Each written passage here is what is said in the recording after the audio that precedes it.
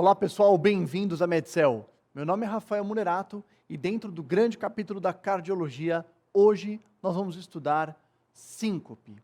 Além de síncope, nós vamos estudar juntos nessa aula outros exames e ferramentas diagnósticas que estão intimamente relacionados ao tema de síncope. E muitas vezes, quando vocês estão lendo livro, estudando algumas questões relacionadas à síncope, vocês vão encontrar esses temas, que são o estudo eletrofisiológico e exames eletrocardiográficos não invasivos, como eletrocardiograma de alta resolução, entre outros, que eu vou apresentar para vocês ao longo dessa apresentação, ok?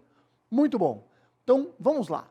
Como um slogan desta nossa apresentação, o que eu diria para vocês? A causa da síncope é um diagnóstico desafiador. Por quê? Existem causas benignas. Diga-se de passagem, a maioria das síncopes são de origem benigna, porque a maioria das pessoas não são pessoas que têm uma cardiopatia, ou estrutural, ou doença de canal, ou doença genética. Então, muita gente que tem síncope, a causa é uma causa benigna. Entretanto, algumas dessas pessoas têm síncope de causa potencialmente fatal. Então, é fundamental a gente aprender a distinguir esses grupos e é o que a gente vai fazer hoje nessa apresentação, ok? Vamos lá. Então, síncope. A primeira coisa, vamos estudar um pouco da epidemiologia da síncope, né? Então, olha só, uma síncope isolada, né, que é a pessoa que não tem outros sinais, sintomas cardíacos, exceto da síncope, acontecem em homens em 79% dos casos e em mulheres em 88% dos casos. Ou seja, quando a gente diz que uma mulher teve uma síncope, 88% das vezes é uma síncope isolada. Não é uma síncope que funciona como um sintoma de uma doença cardiovascular. É uma síncope benigna. No caso dos homens, 79% das vezes. Outra coisa importante é a gente aprender a diferenciar perda de consciência de síncope. A perda da consciência acontece muitas vezes em quadros neurológicos. A pessoa perde os sentidos, mas a recuperação acontece lentamente. Então é muito característico de alguns desmaios neurológicos. Vamos lembrar de uma crise epilética. A pessoa demora alguns minutos para voltar à consciência. Já no caso de uma síncope cardiovascular, a pessoa tem o desmaio, ela perde os sentidos, mas rapidamente ela volta ao normal do seu nível de consciência. Então, recuperação rápida dos sentidos, ok? Bom, causas de síncope. A gente vai agora, pessoal, falar sobre inúmeras causas que nosso papel como médico, tratando um paciente no consultório ou vendo um paciente no departamento de emergência, é claro, juntar anamnese, sinais e sintomas, exames físicos, exame complementar, para definir qual grupo o paciente se encaixa. Então, vamos discorrer juntos as mais variáveis causas de síncope. Vamos lá. Primeiro, desautonomia, ou também chamada neuromediada, ou chamada reflexa. Pessoal, é neste grupo que estão a grande maioria das causas de síncope, que é o grupo da síncope vasovagal. É o grupo da hipersensibilidade de seio carotídeo e da síncope situacional. Então, a síncope vasovagal, a síncope que acontece quando alguém faz uma pressão para tossir ou urinar com força e ele tem a síncope, é a chamada desautonomia ou neuromediada. Ou seja, é uma síncope que acontece por uma desautonomia da nossa resistência vascular periférica. A gente não consegue adequar essa resistência, na verdade até abre a periferia, cai a pressão e a gente tem a síncope, ok? No caso do reflexo vasovagal, que em muitas pessoas é desencadeada por emoções fortes, por dor, por odor muito intenso, ok? E no caso da situacional, que a gente vê também como história de alguns pacientes. Outra causa, distúrbio de controle do ortostatismo. Então a gente sabe que idoso, diabéticos e até hipertensos em uso de medicação podem ter um distúrbio do controle do ortostatismo. Por quê? Quando você está deitado e você levanta, o retorno venoso agora passa a ficar sob a ação da gravidade, puxando o sangue para baixo, dificultando o retorno venoso. Neste caso, o vaso ele vai aumentar a resistência vascular periférica para ajudar o retorno venoso.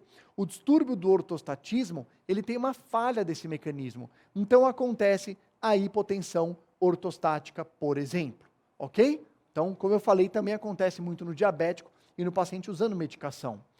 Outro grande grupo de causas de síncope, e aqui algumas destas perigosas, algumas destas potencialmente fatais, é o grupo das arritmias cardíacas, que a gente vai ter uma outra aula para discutir esse tema. Então, olha só, a doença do nó sinusal é uma causa de síncope. Os bloqueios AV, sendo que o bloqueio AV de segundo grau tipo 2, ou MOBITS 2, e o bloqueio AV total, que é o bloqueio AV de terceiro grau, são causas que podem dar risco de morte súbita.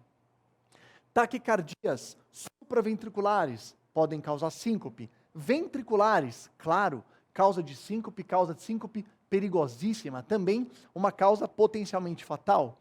QT longo, né? O nosso intervalo QT prolongado pode dar síncope se algum impulso cair no pico da onda T, desencadeando uma taquicardia ventricular polimórfica. QT curto, que é um outro problema de doença de canal. Síndrome de Brugada, uma doença que tem uma alteração dos canais de sódio e altera o potencial de ação, tornando o nosso coração propício para a ocorrência de arritmias ventriculares. E disfunção de marca-passo, claro, se o paciente for um paciente usuário de marca-passo. Outro grande grupo de causas de síncope, doenças cardíacas estruturais. Então, pacientes com infarto agudo do miocárdio, que podem sofrer uma diminuição do débito cardíaco ou arritmias, miocardiopatia obstrutiva, que é uma doença genética, é a miocardiopatia hipertrófica. Existe uma estenose ali da região aórtica subvalvar, prejudicando o fluxo sanguíneo que vai para a aorta. Tamponamento cardíaco, tromboembolismo venoso, hipertensão pulmonar. São causas cardíacas estruturais. Outro grande grupo de síncope, doenças cerebrovasculares. Então, doenças do sistema vértebro-basilar, doenças do sistema carotídeo e outras alterações vasculares extrínsecas. Outro grupo, afecções do próprio sistema nervoso central, como convulsões, epilepsia, hemorragia subaracnoidea, hidrocefalia. É importante, a hora que a gente está analisando o paciente, entrar em diagnóstico diferencial de causas de síncope.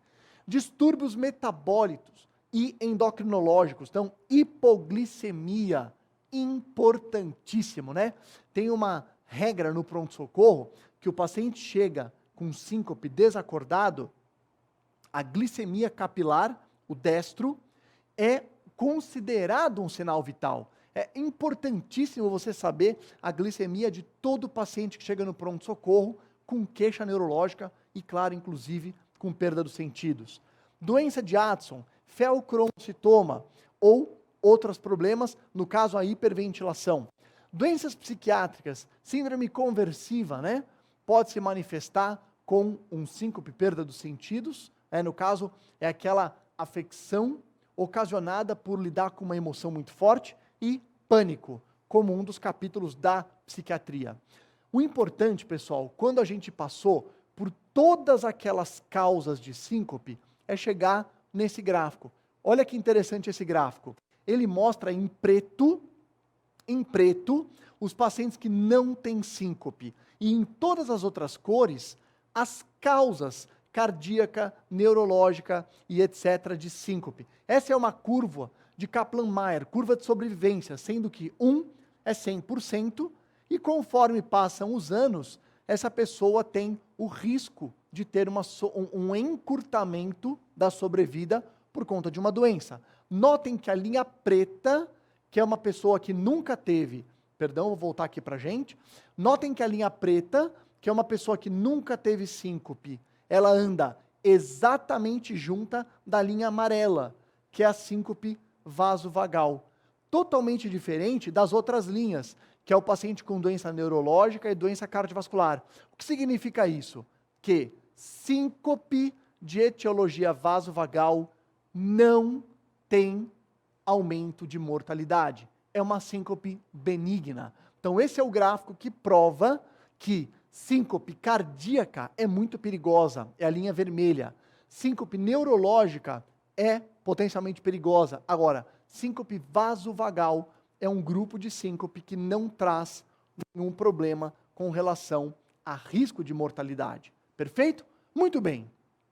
Visto isso, a gente, claro, na avaliação do paciente com síncope, começa com uma anamnese detalhada, né?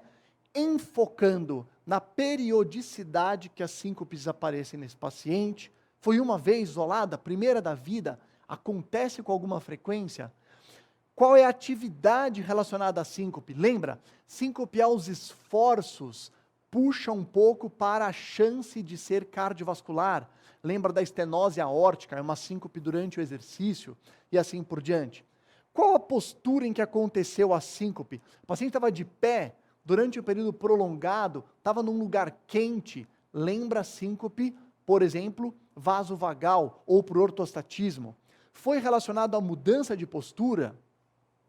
Outro elemento, fatores desencadeantes, sinais e sintomas premonitórios, né? Lembra que algumas síncopes de bradiarritmia, como BAVs, elas não avisam, né? É uma síncope que vem subitamente, a pessoa perde os sentidos. A síncope vasovagal é uma síncope que o paciente sabe que vai desmaiar. Ela começa a sentir aquela turvação da visão, né? Aquela sensação de estar pisando em ovos, quer dizer, existem sinais e sintomas premonitórios. Ou podem ocorrer também sintomas perigosos, como por exemplo, dor torácica. Seria um sinal e sintoma premonitório que nos aumenta a suspeita de uma doença arterial coronariana relacionada à síncope. Duração e tempo de recuperação. Quanto tempo ficou o paciente na síncope? Né? Quanto tempo demorou para ele recuperar os sentidos? Tem semelhança entre diferentes quadros que o paciente relata? Existiu a presença de movimentos tônico-clônicos, liberação esfincteriana e assim por diante. Importante, deixa eu vir aqui para essa câmera para chamar a atenção de vocês. Pessoal, olha só, não é o paciente que tem uma síncope, tá? Com movimentos tônicos, clônicos, não é obrigatoriamente um quadro epiléptico. Então, de novo, paciente que tem uma síncope com movimento tônico-clônico, não é obrigatoriamente um quadro epilético. Existe uma síncope vasovagal, tá? Que chama síncope vasovagal convulsiva. O paciente, quando cai a pressão, falta sangue em neurônios que estavam inibindo neurônios excitatórios motores. Então, o paciente pode ter uma síncope vasovagal e a hora que ele desmaia, ele tem um movimento tônico-clônico. Como é que eu diferencio isso de epilepsia? Quando o paciente tem essa síncope vasovagal, ele desmaia, cai no chão, tem um movimento tônico-clônico, mas em pouco tempo para e ele volta ao normal. Não existe pós-comicial. Detalhe, estima-se que cerca de 30% de pacientes tidos como epilético, na verdade tem síncope vasovagal convulsiva. E o exame chamado tilt test pode ser interessante para demonstrar isso e às vezes até retirar a medicação de alguns pacientes. Vamos voltar aqui então para a nossa avaliação do paciente. Claro, atenção a quadros de anemia, desidratação, no exame cardiovascular, sopros carotídeos da doença cerebrovascular, alterações na palpação de tireoide, né? Medir a pressão deitado, sentado e em pé, documentar a mudança pressórica com a postura, né? E lembrar que o critério de hipotensão ortostática é a queda maior de 30 milímetros de mercúrio em 1 a 2 minutos depois que a pessoa levanta da pressão arterial sistólica, ok? Então, avaliação extensa da anamnese, detalhando o quadro da síncope, focando em alterações do exame físico, e agora, claro, o eletrocardiograma. Eletrocardiograma é um exame obrigatório nos pacientes cuja queixa é síncope. O que a gente vai procurar avaliar no eletrocardiograma? Se ele é completamente normal, né? Ou se ele tem presença de hipertrofias, alterações isquêmicas, arritmias que já vem documentada naquele eletro de 12 derivações, que é um eletro curto, por um período pequeno de tempo. Bloqueios de ramo atrioventricular, alterações da repolarização, onda T invertida, e pré-excitação ventricular, que lembra a síndrome de Wolff-Parkinson-White, no caso do paciente, claro, ter tido a síncope. Então, tudo isso a gente busca avaliar no eletrocardiograma. Ecocardiograma, você vai solicitar baseado na sua suspeita diagnóstica e achado do exame físico. Então, se você auscultou sopros valvares, vai ser importante. Se você suspeita de uma diminuição da fração de ejeção, você precisa quantificar esse paciente. Por quê? Você, se documentar cardiopatia estrutural, muda todo o raciocínio da síncope. A síncope benigna, que nós falamos, que a maioria é vasovagal, são de pessoas sem cardiopatia estrutural. Quando o paciente tem cardiopatia estrutural, você precisa ser muito mais cauteloso, porque essa síncope muitas vezes é uma síncope perigosa. Teste ergométrico, quando eu procuro avaliar a presença de doença arterial coronariana nos pacientes com a probabilidade pré-teste intermediária. Se o paciente tem uma baixa probabilidade pré-teste, o teste ergométrico não adianta nada. Se o paciente tem uma alta probabilidade pré-teste, eu já admito que ele seja um doente coronariano, e aí posso até desejar fazer outros estudos, como uma cineangiocoronariografia, né? Teste ergométrico pode revelar arritmias relacionadas aos esforços. E cuidado, quando você ausculta um sopro de ejeção, um sopro em diamante na válvula aórtica, você suspeita de uma estenose aórtica, e a gente sabe que a estenose aórtica pode dar síncope, cuidado para solicitar o teste ergométrico, porque ele é contraindicado em estenose aórtica grave. O Holter, que a gente vai ver até um pouco mais adiante, quando você precisa avaliar a ocorrência de arritmias mais complexas, que o eletrocardiograma que a gente faz num período curto de tempo não te ajudou e não demonstrou nada. O Holter vai mapear durante 24 horas a atividade elétrica cardíaca e aí, no caso, pode ajudar mais. A gente vai voltar a falar do Holter mais tarde. Looper, no caso do Holter, não ter demonstrado nenhuma alteração. E o Looper, que é um aparelho que grava eventos, mas fica com o paciente durante vários dias, ele possui uma memória circular.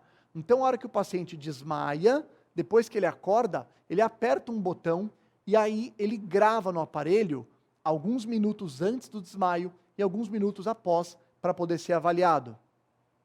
O eletrocardiograma de alta resolução, quando eu suspeito de síncope arrítmica, principalmente induzida por arritmias ventriculares complexas, como a taquicardia ventricular.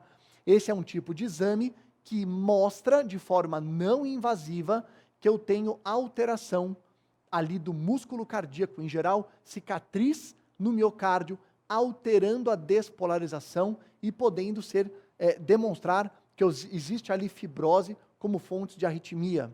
E o estudo eletrofisiológico, que nos ajuda, em última análise, a investigar alguns casos de síncope e até a fazer o tratamento de algumas das afecções. Ok? Muito bom. Esse é um trabalho, pessoal, que documenta a nossa avaliação de risco dos pacientes de síncope e ele dá origem a um acrônimo chamado WESIL Risk Score, que é um risco de avaliação da síncope. Então, o WESIL Risk Score, ele ajuda a fazer uma predição de mortalidade independente nos próximos 12 meses, focando nas alterações de anamnese, de exame físico e de eletrocardiograma. Então, bastante clínico, né? Então, o que ele considera como fator de risco? Idade avançada, história de cardiopatia pré-existente, síncopes sem sintomas premonitores e eletrocardiograma alterado. E o que a gente pode ver aqui nesse gráfico é que quanto mais eu vou somando elementos alterados, eu tenho uma maior chance de eu ter risco de morte neste paciente, o que vai justificar toda a minha avaliação mais invasiva e completa com relação a exames complementares, ok? Então, retomando, a gente suspeitando de alterações da fração de ejeção, alterações de contratilidade, ecocardiograma e aí, em última análise, até ressonância nuclear magnética. Suspeitando de doenças arteriais coronarianas, cintilografia, né? Mais recentemente, estudos que nos ajudam a segmentar esses pacientes com angiotomo e, em última análise, o cateterismo cardíaco, a cineangiocoronariografia. Se eu suspeito de arritmias ventriculares, o Holter, o Looper, que nós comentamos, e se eu suspeito de condução lenta por pós-potenciais, o eletrocardiograma de alta resolução, que a gente vai falar um pouco mais à frente, ok? Desequilíbrio autonômico. Então, olha só, pessoal, toda vez que você suspeitar de uma síncope vasovagal, não é obrigatório que você faça um tilt test, ok? Não é obrigatório, porque a clínica é soberana nesse caso. É mais fácil você fazer os outros exames para documentar que o paciente não é cardiopata do que fazer um tilt test e documentar a síncope vasovagal. O tilt test é útil quando você não está muito certo do seu quadro, né? Quer dizer, os outros exames complementares, junto com a anamnese e exame físico, não levam a crer que seja uma síncope de cardiopatia estrutural ou doenças de canal. Mas a história não é típica de vasovagal e você quer ver como é que esse paciente se comporta. Então você pode fazer um tilt test, a gente vai mostrar um pouco sobre como é que é o tilt test e laudo. Da mesma forma, o Holter que nós já comentamos, o teste ergométrico e o estudo eletrofisiológico, ok? Bom, pessoal, vamos agora falar algumas palavras em mais detalhes da principal causa de síncope na população sem cardiopatia estrutural, tá? Que é a maioria das pessoas. Então, se entrar um paciente no seu consultório, ou se você estiver avaliando uma questão de prova e a queixa for síncope, a maior parte das pessoas não é cardiopata, tá certo? Epidemiologia. Então, a maior parte das síncopes não vai ser uma síncope cardiovascular, ou neurológica, ou vascular cerebral. Vai ser uma síncope neuromediada. Então, vamos estudar um pouco como é que a gente faz a avaliação desse tipo de desmaio. Então, é um distúrbio do controle da pressão arterial devido à alteração do sistema nervoso autônomo, tá? É a síncope vasovagal, a síncope por hipersensibilidade do seio carotídeo e a situacional, como nós falamos bem no comecinho dessa apresentação. A síncope vasovagal, quando a pessoa está sentindo uma dor muito forte, vendo uma emoção muito forte, né? Ou está de pé durante muito tempo, né? Num lugar que principalmente está sem refrigeração, está no verão, um lugar muito quente, a gente vai ter como causa do desmaio duas respostas fisiológicas. Então, o nosso corpo, quando ele perde a capacidade de ajustar o sistema vascular periférico, a gente vai acabar desmaiando por duas respostas. Cai a pressão arterial e cai a frequência cardíaca. Essas respostas podem vir separadas, podem vir juntas. E isso é uma das coisas que o tilt nos ajuda a compreender. Se a resposta é mista, se a resposta é só de bradicardia ou só de queda da pressão arterial. Hipersensibilidade do seio carotídeo, a gente testa fazendo a massagem do seio carotídeo durante o tilt test. Então, na hora que o paciente está no tilt test, a gente faz a massagem do seio carotídeo de um lado, avalia o que acontece com a pressão e frequência cardíaca, faz a massagem do seio carotídeo do outro lado, avalia o que acontece e o que pode acontecer. Eu posso ter uma resposta cardioinibitória ou uma resposta vasopressórica. Então, fazendo a massagem do seio carotídeo, eu chamo de resposta cardioinibitória quando eu tenho uma pausa, uma assistolia maior do que 3 segundos. E aí o paciente tem sintomas.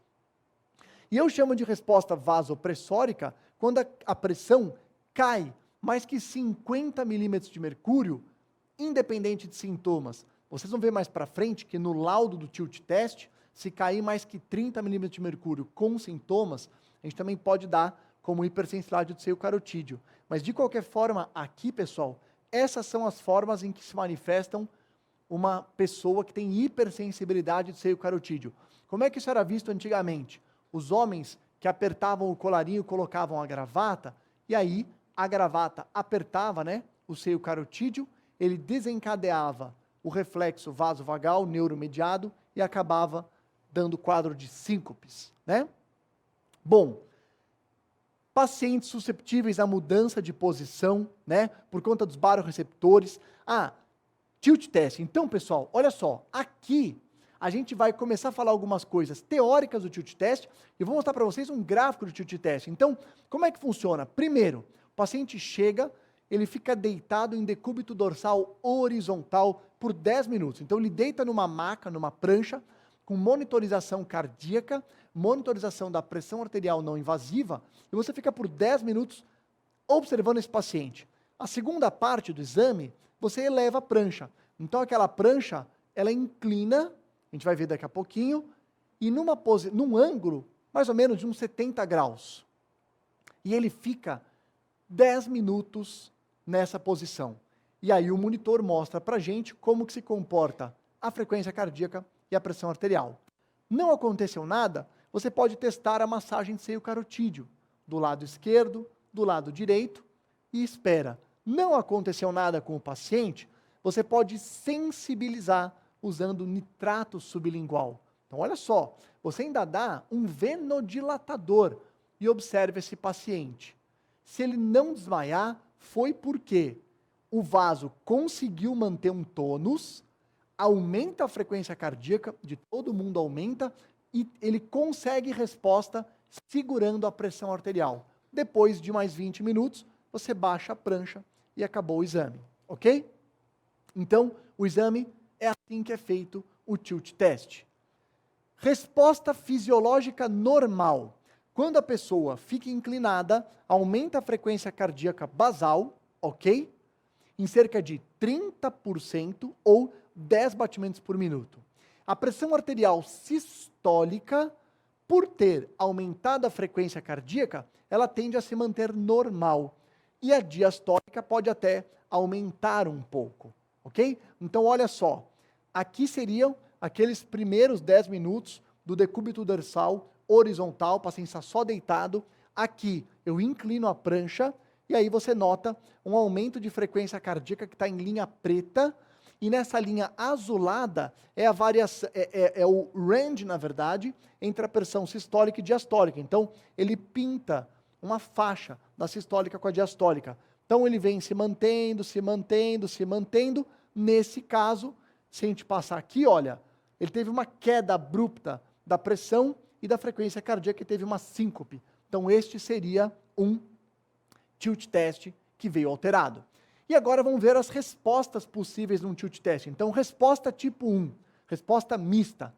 Cai frequência cardíaca, cai pressão arterial. A frequência cardíaca cai, mas não deve baixar mais do que 40 batimentos por minuto, e a pressão arterial cai mais do que 30 milímetros de mercúrio. Então, este seria um gráfico, mais uma vez, a linha em azul é a frequência cardíaca, a linha vermelha é a pressão sistólica e diastólica.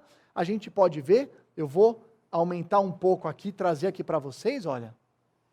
Olha só, aqui, decúbito dorsal, horizontal, paciente deitado, inclinou, notem, a frequência cardíaca aumenta, a pressão já cai um pouco, e tenta se manter, até o momento que cai as duas.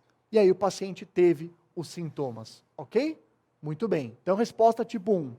Resposta tipo 2A, que seria a cardioinibitória. A frequência cardíaca cai abaixo de 40 batimentos por minuto por mais de 10 segundos. E a pressão cai depois da queda abrupta da frequência cardíaca. Então, primeiro cai a frequência cardíaca, depois cai a pressão arterial. A resposta tipo 3 seria uma resposta vasodepressora. A frequência cardíaca não cai mais do que 10% em relação ao pico, mas cai a pressão arterial e o paciente vem a ter a síncope. Hipotensão postural. Você nota que o paciente tem uma queda da pressão arterial, sobe a frequência cardíaca e em até 3 minutos depois do ortostatismo, ele tem uma queda maior do que 20 milímetros de mercúrio da sistólica ou 10 da diastólica. Então, pelo tilt, a gente também ajuda a documentar a hipotensão postural. Hipersensibilidade do seio carotídeo, que eu comentei com vocês. Se na hora do tilt você fizer a massagem do seio carotídeo e cair mais do que 50 milímetros de mercúrio da PA sistólica, independente de sintomas, diagnóstico feito. Se cair entre 30 e 50, você tem que ter sintomas, pré-síncope, síncope, para dar o diagnóstico de hipersensibilidade do seio carotídeo. Resposta vasodepressora.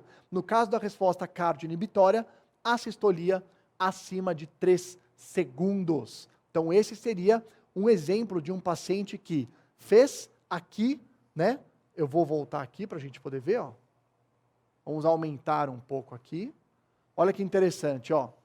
Esse aqui é massagem de seio carotídeo, e aí a gente tem a queda abrupta da pressão, documentando aí, no caso, a hipersensibilidade do seio carotídeo.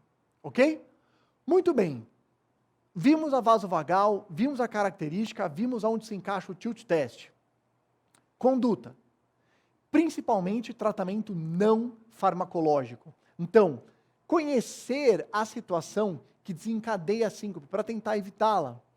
Uso de meia elástica ajuda muitos pacientes com desautonomia. Tilt training, que é um tipo de treinamento funcional que o paciente faz em casa mesmo, encostado na parede, com os pés cerca de 20, 30 centímetros afastado da parede, cercado de almofadas, para caso ele caia, ele não se machucar, e ele fica no início poucos minutos, 2 minutos, 3 minutos, e vai progressivamente, com orientação do médico, aumentando o tempo que ele mesmo fica, né, encostado com as costas na parede e os pés distantes para simular a posição do tilt. E ele vai treinando o sistema cardiovascular. Ingestão de água.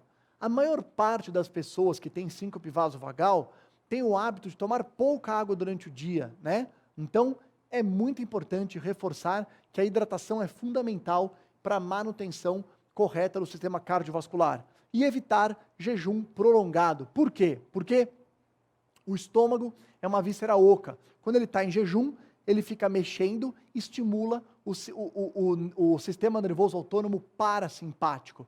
Por isso que a hora que a gente come alguma coisinha, melhora aquela sensação de pré-síncope, né? Que em geral as pessoas acham que é hipoglicemia, mas não é. Na verdade, é um reflexo vasovagal exagerado pelo estômago vazio ficar contraindo. E a hora que a gente come alguma coisa, melhora o reflexo vagal.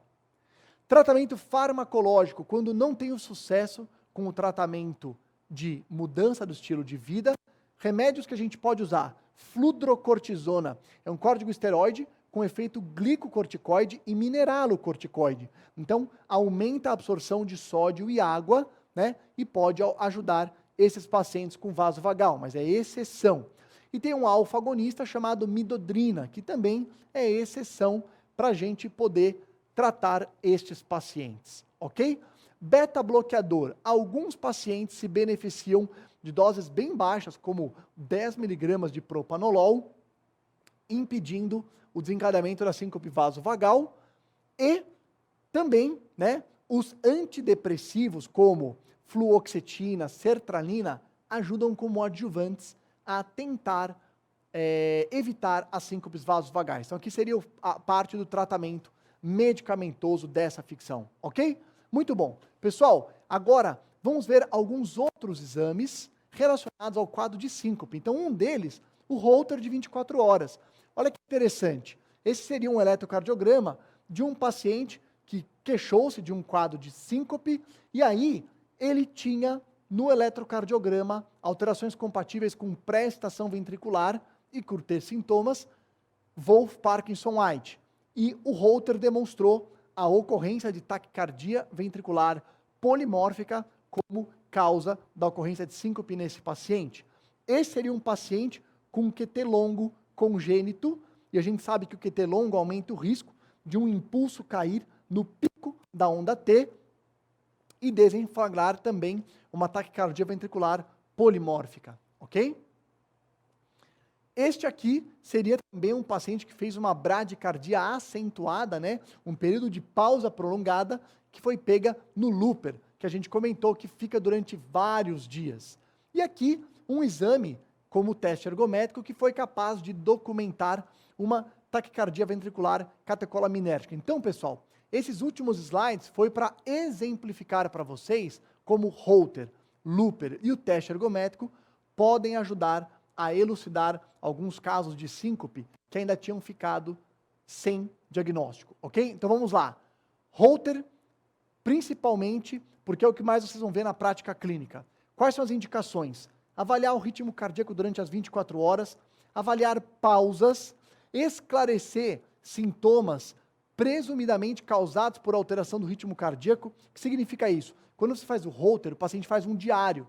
E às vezes ele conta aquilo lá no consultório e a gente acredita que aquele sintoma do diário esteja relacionado a uma alteração do ritmo. Mas quando você faz o Holter, ele escreve no diário, você vai no traçado no mesmo momento que ele referiu os sintomas e nem sempre você vê que aquele sintoma é uma alteração do ritmo cardíaco. Avaliação terapêutica, caso seja um paciente que você já esteja tratando, e você vai fazer ele como complementação de outros exames que a gente vai ver mais tarde, ok? Vamos lá. Então, indicações, avaliação de risco cardíaco, né? A gente sabe que alguns pacientes também com doença isquêmica do coração, o Holter ajuda, né? Mostrando períodos em que ele tem alteração, alternância, né, da onda T, claro, as arritmias cardíacas e variabilidade da frequência cardíaca, quer dizer, todos esses são elementos do Holter que nos ajudam a estudar arritmias. A variabilidade de frequência cardíaca é interessante. O nosso coração, ele é regular no ritmo cardíaco, mas discretas alterações são totalmente toleradas e benignas, né? A gente sabe que aquele coração que bate perfeitamente igual ao relógio tem baixa variabilidade de frequência cardíaca e isso é um risco de arritmias.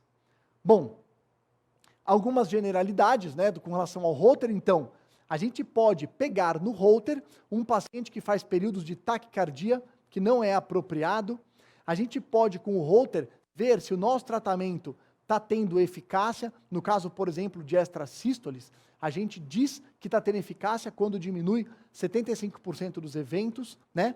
A prevalência, a gente vê a prevalência de arritmias nos pacientes com o Holter e vê nos pacientes que já têm cardiopatia estrutural, como doença arterial coronariana, como que se comporta o ritmo cardíaco.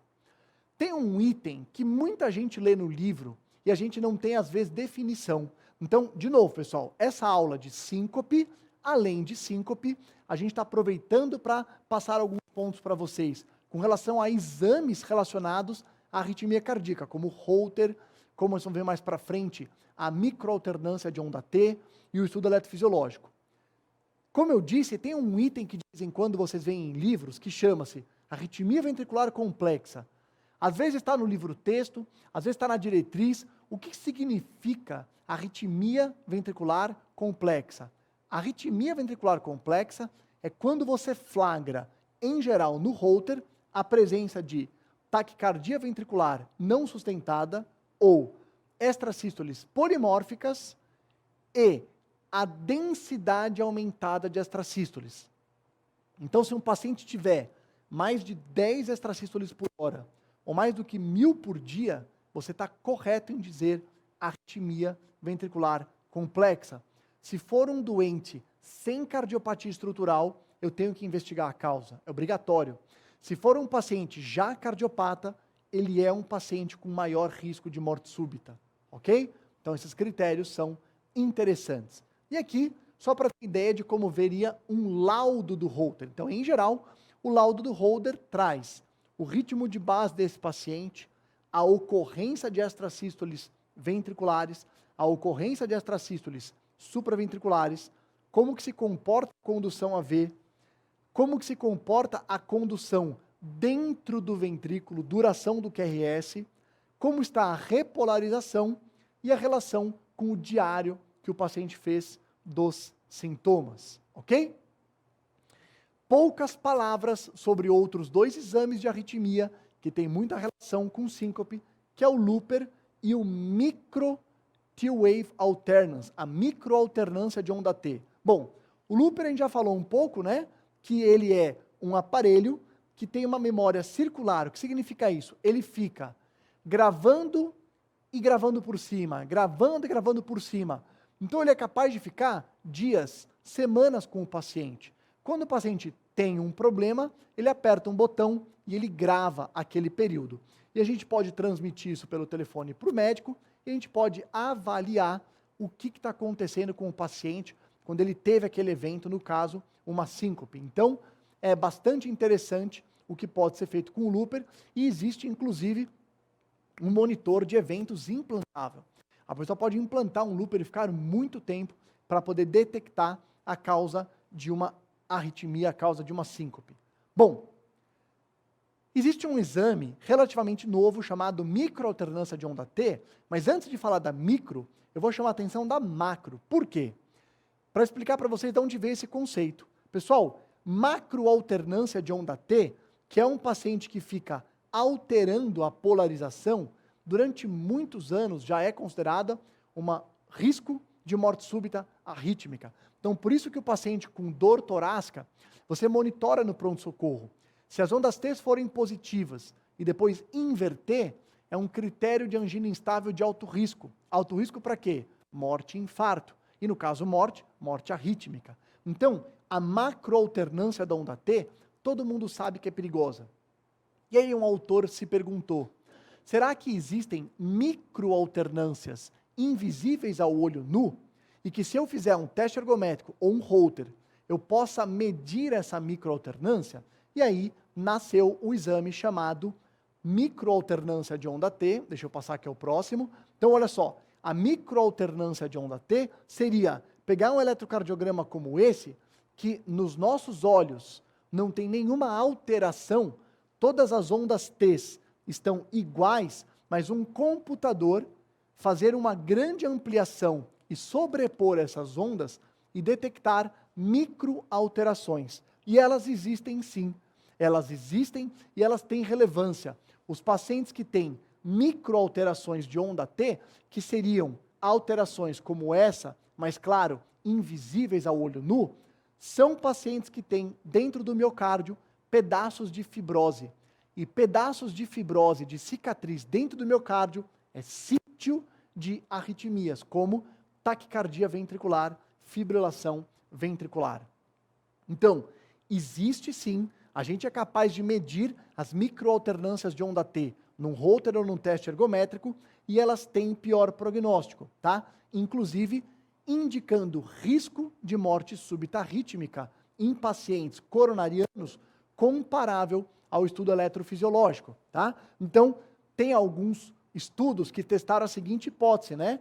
Se o paciente for cardiopata, tiver fração de ejeção baixa, tiver a presença de arritmia ventricular complexa, eu faço um TWA antes de estratificar o risco dele com um estudo eletrofisiológico, ok? Só para mostrar para vocês um pouco do raciocínio do que os arritmologistas têm feito, ok? Te passar o próximo slide.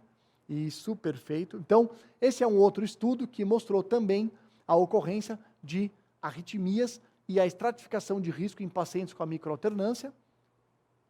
Esse é um outro estudo que mostrou um poder aditivo do Micro T-Wave Alternance com o estudo eletrofisiológico. Ou seja, se eu tenho um paciente cardiopata, que eu tenho medo de morte súbita arrítmica, e eu tiver um TWA negativo e um estudo eletrofisiológico negativo, é muito baixo o risco de morte súbita arrítmica. Do contrário, TWA positivo, ele vai para o eletrofisiológico, eu reforço o risco dele ter morte súbita arrítmica, ok?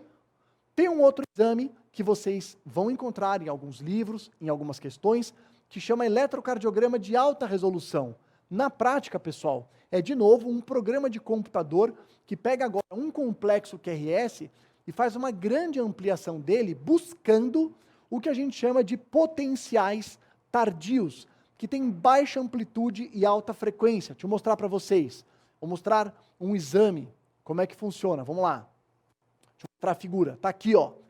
Este é um eletrocardiograma de alta resolução positivo. Então, olhem aqui. Ó. Aqui eu tenho a presença de pós-potenciais tardios. Então, pessoal, quando eu tenho esse pós-potencial tardio, eu tenho documentação de novo de que esse paciente tem risco para morte súbita arrítmica. Então, reforça a minha importância na investigação, estudo eletrofisiológico e, às vezes, a indicação de aparelhos como o cardioversor desfibrilador implantável. Último exame, que a gente vai aproveitar essa aula de síncope para passar a ideia para vocês, é o estudo eletrofisiológico.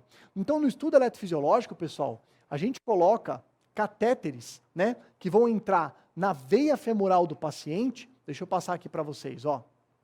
Esses são os catéteres, tá? Então, um catéter que vai entrar pela veia femoral do paciente, vai até o coração, sob escopia, você é capaz de entender o lugar no coração que ele está, e ele faz um eletrocardiograma intracavitário. Então, eu coloco pela veia femoral, ele vai até o coração, e eu mapeio a atividade elétrica de dentro do coração. E eu posso fazer várias coisas. Eu posso achar focos de arritmia, achar a via anômala do Wolff-Parkinson-White, achar circuitos de reentrada, e eu posso estratificar o risco desse paciente ter morte súbita arrítmica. Eu faço algumas estimulações elétricas, provocando o coração, e se o paciente desencadear taquicardia ventricular, eu documento o risco dele ter morte súbita arrítmica. E aí posso indicar um aparelhinho como o cardioversor desfibrilador. Esse é uma peça de anatomia mostrando o posicionamento de um catéter dentro do coração, ok? E é isso que a gente tinha para mostrar para vocês. Então, essa aula focando nos conceitos principais da síncope. Como eu disse lá no nosso slogan no começo da aula, síncope é extremamente heterogêneo, né? Causa neurológica, cardíaca, endocrinológica e causas neuromediadas, causas relacionadas ao sistema cardiovascular, né? E a nossa alteração do sistema nervoso autônomo parasimpático para regulá-lo. E muitos dos nossos pacientes vão ter causa benigna de síncope, mas é nosso papel, claro, fazer toda essa investigação e contar com algum desses exames para achar as causas perigosas que têm risco de morte súbita. Muito obrigado e até a próxima.